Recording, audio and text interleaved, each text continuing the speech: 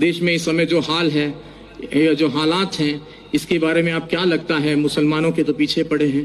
तो मैंने उनसे कहा कि मुसलमान होना अपने आप में गर्व की बात है, मुसलमान होना एक फख्र की बात है, बशर्ते कि वो मुसलमान हो। और मुसलमान से मतलब है मेरा मुकम्मल ईमान वाला, और मुकम्मल ईमान वाला कोई भी हो सकता है, फिर वो चाहे मुस्लिम हो, चाहे सिख हो, चाहे ईसाई हो, या मेरी तरह सनातन धर्म वाला एक मामूली सा अदना सा इंसान हो। तो मुकम्मल ईमान आना जरूरी है, और जब मुकम्मल ईमान आ जाएगा तो मुसलमानों का कोई क्या बाल वाका कर सकता है।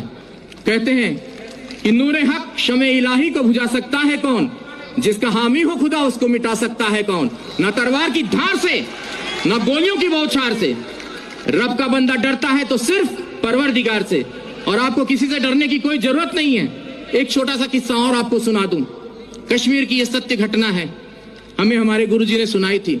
कहते एक मुसलमान, जो सवेरे की नमाज होती है, फजर की शायद मेरे ख्याल से वही होती है, तो वो नमाज के वक्त वो जो है अपने घर से खोमचा बोलते हैं, छोटा सा ऐसा ठेला होता है जिसमें वो छोले और आलू उबाल कर घर से वो ले जाकर बेचते थे। और बड़े ही अल्लाह के बंदे थे, बहुत ही ईश्वर की इबादत करने वाले बंदे थे। तो वो खोमचा बेचते थे और अल्लाह अल्लाह करते रहते थे। जो आता था उनको जो भी पैसा देता था वो उस पैसे को लेकर वो वहां खत्म कर देते थे मामला।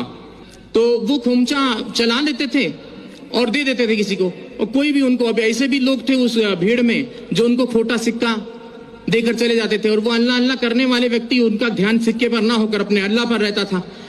ऐसे काफी दिन गुजर गए। एक दिन वो अपने घर पहुंचे तो उन्होंने अपनी पत्नी से कहा कि भाई आज तुमने हमारे छोले और आलू जो खोमचा बनाती थी वो बनाया नहीं। तो बोले कि आज दुकानदार ने सामान नहीं दिया, सौदा नहीं दिया। बोले क्यों? बोले जितने भी सिक्के इकट्ठा किए हैं आपने, ये सारे खोटे सिक्के हैं। बोले हाय अल्लाह। वो वहीं चुपचाप बैठ गए उस ईश्वर की इबादत में कि बोले हे या अल्लाह, ये खोटा सिक्का तेरी दुनिया में तो नहीं चला, क्या मेरे जैसा खोटा सिक्का तुझे कबूल होगा? तो उसने उसी वक्त वहां पर एक नूर प्रकट हुआ और आवाज आई कि उस थैली में हाथ डालकर देख। और जब उसने थैली में हाथ डालकर देखा तो वो सारे खोटे सिक्के सोने की अशर्फियों में तब्दील हो गए थे। तो मुसलमान ऐसा होता है जो किसी खोटे सिक्के को भी हाथ लगा दे तो सोने की अशर्फी में तब्दील कर दे। तो इस चीज का ख्याल रखना चाहिए। मुसलमान को किसी से घबराने की जरूरत नहीं है।